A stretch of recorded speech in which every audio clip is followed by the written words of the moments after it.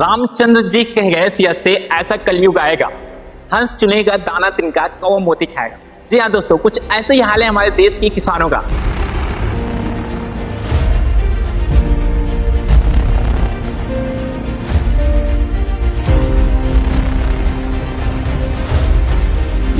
हाय everyone, मैं Ashish Yadav. I am Sai Kumar. I am Ashok Bhanu. आज हम बात करेंगे पैडी क्रॉप के बारे में, जो केवल एक क्रॉप नहीं है बल्कि हमारे देश का धरोहर है, जिसका मेंशन हमारे वेदास में भी मिल जाता है। हमारे देश में 140 मिलियन फार्मर पैडी क्रॉप पे डिपेंड है। 2 से 3% जीडीपी डायरेक्टली कंट्रीब्यूट करती है हमारे नेशनल इकोनॉमी, और इंडिया में सबसे ज्यादा एरिया में कल्टीवेट राइस होता है। That's why rice is more than food.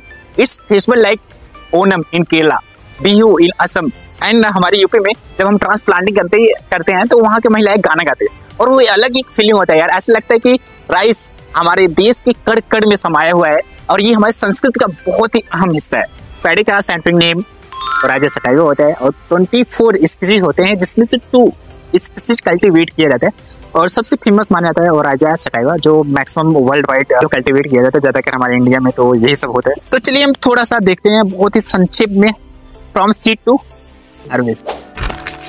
Paddy seed को नर्सरी में जर्मिनेट किया जाता है। इसमें ऑप्टिमम टेम्परेचर 27 डिग्री रिक्वायरमेंट होता है, और सीड रेट 35 से 40 केजी पर हेक्टेयर के लिए हम शो करते हैं। Step 2, how to prepare main field. सबसे पहले मेन फील्ड में डीप ड्राई प्लाउजिंग किया जाता है। इसका मेन पर्पज होता है सॉइल में अच्छा एरेशन। उसके बाद हम मेन फील्ड में ड्रिलिंग प्रोसेस करते हैं। इसका मेन पर्पज होता है reduce water percolation, main field को सॉफ्ट और लेवल करना, जो ट्रांसप्लांटिंग के लिए बहुत ईजी है। One of the most step of the rice cultivation, जिसे हार्ड अप पैडी फार्मिंग भी कहा जाता है, यानी ट्रांसप्लांटिंग से लेके हार्वेस्टिंग तक जाने में फार्मर को बहुत सारे चैलेंजेस को फेस करना पड़ता है, जैसे time to time irrigation, crop को डिसीज से प्रिवेंट करना, जैसे rice blast, bacterial leaf blight, rice tungro virus, जो राइस की यील्ड को डिक्रीज करते हैं और फार्मर का इनपुट कॉस्ट इंक्रीज करते हैं। और दूसरा सबसे बड़ा प्रॉब्लम वीड, जो फार्मर के फील्ड से न्यूट्रिएंट लेता है, वाटर लेता है, सनलाइट लेता है, लेकिन रिटर्न में राइस की यील्ड को डिक्रीज कर देता है। और उसके बाद बहुत सारे इंसेक्ट अटैक से बचाना,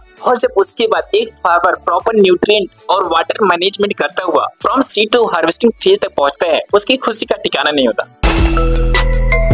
फ्रॉम सीड से लेके हार्वेस्टिंग तक जब एक फार्मर राइस का कल्टीवेशन करता है ना, बहुत सारे प्रॉब्लम को फेस करता है, जैसे लो productivity, high cost of production, ज्यादा एक्सटर्नल इनपुट पे डिपेंड रहना, और फोर्थ एमएसपी, जो बहुत ही जरूरी है। चलिए हम इन चारों को वन बाय वन समझते हैं with example, with solution. Adopt precision farming. Yes, precision farming means simple सा, हमें जितना इनपुट रिक्वायर है हमें उतना ही देना है, और जहाँ पे फर्टिलाइजर चाहिए एक क्रॉप में वहां पे ही देना है। लाइक यहाँ पे देखो, यहाँ पे अगर कोई डिसीज है तो हमें यहीं पे कुछ दवा केमिकल जो भी है यहीं पे देना है, ना कि पूरा फील्ड में। ये होता है प्रिसीजन फार्मिंग। इससे कॉस्ट ऑफ प्रोडक्शन डिक्रीज कर सकते हैं। और दूसरा, reduce the fertiliser and pesticide. हमें सॉइल हेल्थ को मेंटेन करके चलना है। यूज द सोलर एनर्जी, जो कॉस्ट ऑफ प्रोडक्शन डिक्रीज करेगा। लाइक और ऐसे बहुत सारी चीजें हैं जो डायरेक्टली हेल्प करते हैं फार्मर को कम से कम यूज करना है इनपुट, और ये सब हेल्प करेगा अगर हम गवर्नमेंट का थोड़ा हेल्प लें, ट्रेनिंग अगर हम लेते हैं। और मैं आपको एक एग्जांपल के थ्रू बताना चाहता हूँ कैसे हम कॉस्ट ऑफ प्रोडक्शन और प्रोडक्टिविटी दोनों इंक्रीज कर सकते हैं, और वो क्या टेक्निक है।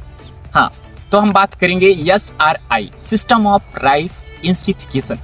एक टेक्निक है, सिंपल सा ट्रेडिशनल, जैसा हमने फार्मिंग देखा था, एक नर्सरी बनाते हैं, फिर मेन फील्ड में लगाते हैं, फिर ग्रो करते हैं, फिर हार्वेस्टिंग आता है। तो ये क्या होता है, जस्ट थोड़ा डिफरेंट होता है, लेकिन बहुत अंतर होता है, ये बहुत फर्क होता है, क्योंकि इससे हम इनपुट डिक्रीज करते हैं और प्रोडक्टिविटी इंक्रीज करते हैं, और अच्छा खासा। मेजर फार्म हमारे इंडिया में ना आज भी ट्रेडिशनल मेथड ही यूज कर रहे हैं। यही कारण है आज हमारा इंडिया 55 नंबर पे है प्रोडक्टिविटी के मामले पे। दैट्स व्हाई हम थोड़ा सोल्यूशन देना चाहते हैं और लोगों को बताना चाहते हैं, आप भी सिस्टम ऑफ राइस इंस्टीफिकेशन यूज कीजिए, क्योंकि वहां से हम इनपुट कॉस्ट डिक्रीज करेंगे और प्रोडक्टिविटी इंक्रीज करेंगे, और गवर्नमेंट भी प्रमोट कर रही है। तमिलनाडु का एग्जांपल लो, वहाँ पे मेजर फार्मर ना शिफ्ट हो चुके हैं। तो थोड़ा चलिए हम देखते हैं कैसे कैसे होता है प्रिंसिपल ऑफ SRI मेथड। तो फर्स्ट प्रिंसिपल, अर्ली ट्रांसप्लांटिंग। हम ट्रेडिशनल फार्मिंग में 20 से 25 डे के बाद हम मेन फील्ड में लेकर जाते थे नर्सरी से, लेकिन यहाँ पे हमें 8 से 12 डे में ही लेकर जाना है। ट्रेडिशनल फार्मिंग होता है ना, उसमें जब हम सीड रेट, जो सीड रेट होता है वो 35 से 40 केजी हम यूज करते हैं फॉर 1 हेक्टेयर, लेकिन इसमें 5 केजी। तो देखो यहाँ से हमने सीधा सीड को रिड्यूस किया। वाइड स्पेसिंग, हम कंपेयर करते हुए चलेंगे, सिंपल, ताकि आप समझ सको क्या होता है, वरना कंपेयर नहीं करेंगे तो समझ में।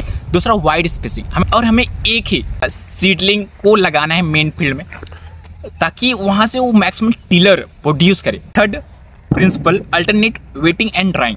अल्टरनेट वेटिंग एंड ड्राइंग का मेन मकसद होता है कि हमें वाटर रिक्वायरमेंट कम कर, हमें ऑर्गेनिक मैटर को यूज करना है जो सॉइल हेल्थ को इंक्रीज करेगा, माइक्रोबियल एक्टिविटी को सपोर्ट करेगा, long term fertility and reduce the chemical cost. और यहाँ से भी हम केमिकल कॉस्ट डिक्रीज, और जो वो वीड होता है ना, उससे हम ग्रीन मेन्यूर बना लेते हैं, तो ये भी एक बेनिफिट है।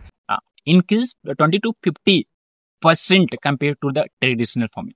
That's why SRI method farmer को यूज करना चाहिए, क्योंकि इल्ड भी इंक्रीज हो रहा है, कॉस्ट भी डिक्रीज हो रहा है। इसका मतलब क्या, इनकम इंक्रीज होगा। ट्रेडिशनल फार्मिंग में हम हाथों से वीडिसाइड करते हैं या तो हम केमिकल डाल देते हैं, लेकिन इसमें हम वीडर को यूज करते हैं और बहुत इजी हो जाता है। और वीडर को यूज करना क्यों इजी होता है, क्योंकि हमने वाइड स्पेसिंग दिया है, तो वहां पे हम बहुत ही कम टाइम में वीडर की हेल्प से वीडिसाइड करते हैं और कोई केमिकल का जरूरत नहीं है। और सबसे बड़ी चीज, ये इको सिस्टम को सपोर्ट करते हैं, हमारी इकोलॉजी को सपोर्ट करते हैं। जो हम ओवर यूज केमिकल यूज कर रहे हैं उससे हम छुटकारा पाएंगे और लॉन्ग टर्म एग्रीकल्चर चल सके। चौथा सबसे बड़ा चैलेंज की बात करिए एक फार्मर को, वो है एमएसपी, मिनिमम सपोर्ट प्राइस। एक फार्मर सीड से लेकर हार्वेस्टिंग तक वो कुछ भी करते हुए पहुंच जाता है, लेकिन उसके बाद जब मार्केट में लेकर जाता है तो उसका वो प्राइस ना मिले तो सोचो, तो वही प्रॉब्लम है जो किसान के हाथों में है भी नहीं। क्योंकि एक किसान अपना प्रोडक्ट का दाम खुद सेट नहीं करता। सबसे बड़ा दुर्भाग्य की बात ये है, कोई भी कंपनी जो होती है उसके प्रोडक्ट पे कितना कॉस्ट लग रहा है सब कुछ कैलकुलेट करता है, फिर वो सेट करता है